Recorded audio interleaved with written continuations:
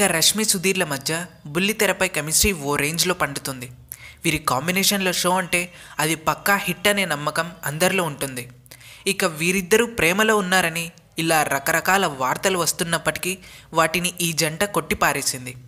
ప్రస్తుతం ఈ ఇద్దరూ కలిసి ప్రముఖ ఛానల్లో ప్రసారమవుతున్న ఢీ జోడీ ప్రోగ్రాంకి యాంకర్స్గా పనిచేస్తున్నారు.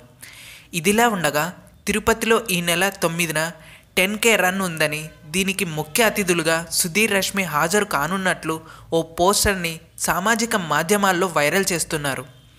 ఈ సంగతి రష్మి వరకు వెళ్లడంతో దీనిపై స్పందించి ఈ హాట్ యాంకర్ ఇదొక ఫేక్ న్యూస్ అని కొట్టిపారేసింది. ఈ విషయమై తనని ఎవరూ సంప్రదించలేదని సోషల్ మీడియా వేదికగా వెల్లడించింది.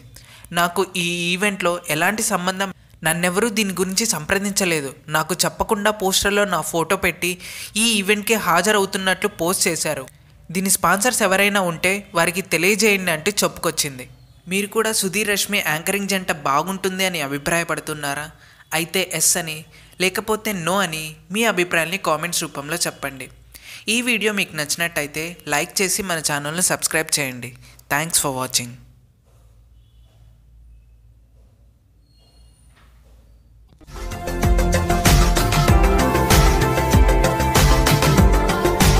మరిన్ని అప్డేట్స్ కోసం మా ఛానల్ని సబ్స్క్రైబ్ చేయండి.